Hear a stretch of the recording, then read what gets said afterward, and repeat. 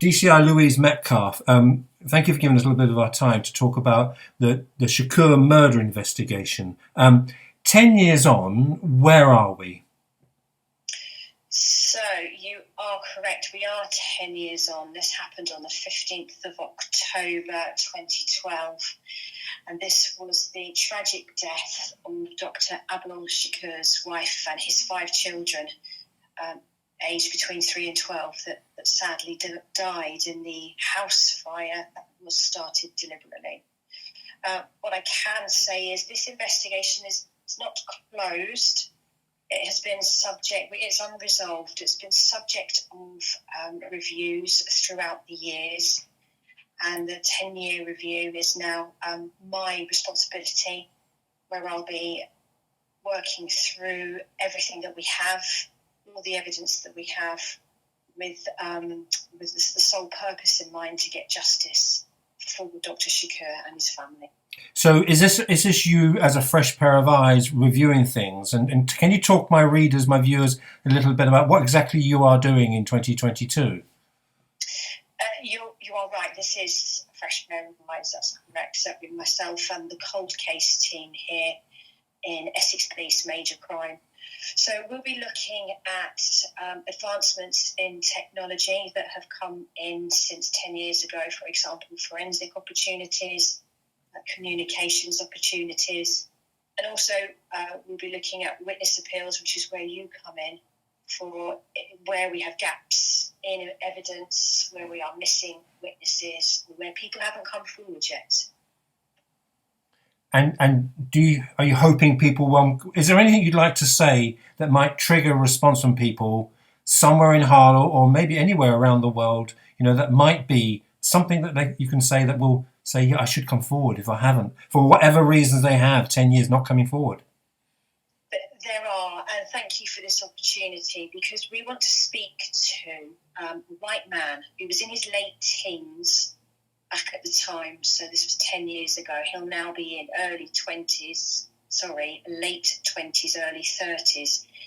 At the time he was on a bicycle, and he was seen to leave the area when the house and the car were set alight. Now, he's never come forward, and it's really important that I'm able to speak with him. He is a significant witness in this investigation. The family Toshiba satellite laptop was also taken from the house before the fire. Now, this was fitted with a 2-pin lead. It came from Saudi Arabia, so it should be distinguishable. Now, that still hasn't been located. And I'd like to know who took that laptop and who has it now, and who knows what has happened to it. What you've just referred to, something could have just been flung in a bush somewhere, couldn't it? It could still be sitting. Am I right? Am I wrong that somewhere in Harlow, or wherever, by the Stork, by the town park, by Southern Way, it could still be sitting there, and there's an appeal there, isn't there? I would hope if it was just sitting there, someone would have found it by now, 10 years on. But you are right, the laptop bag and the lead were recovered some 11 days later, short distance away.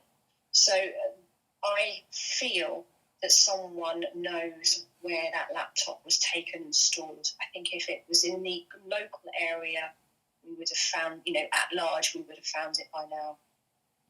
Is this an unusual, forgive me of my terminology here, but what has happened here with regarding fire and the car, etc.?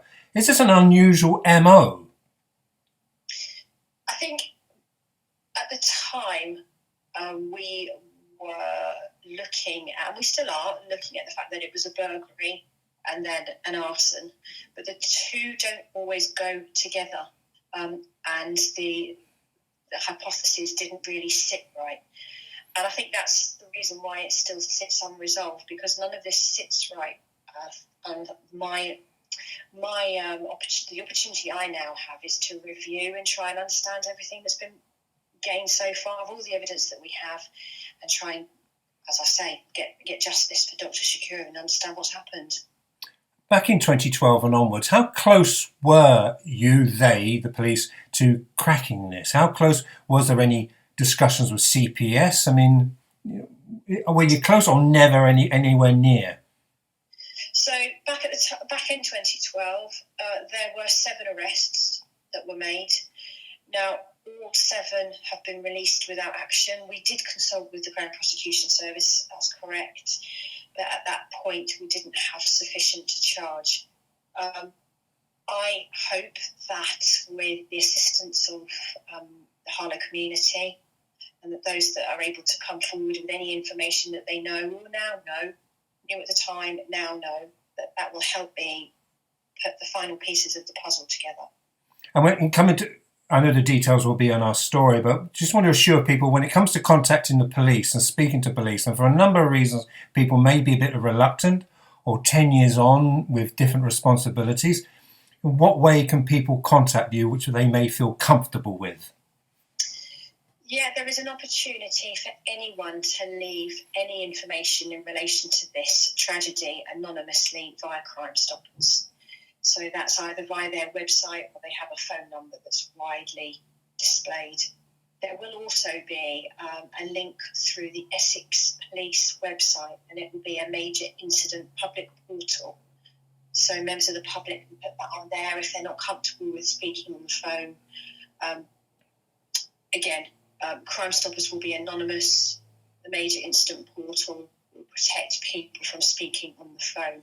Ideally, I would like people to come forward as witnesses, but I understand people have loyalties and, as you say, responsibilities. What I hope for is that people can really search their soul now. There's 6 people who were murdered that night, and we need justice.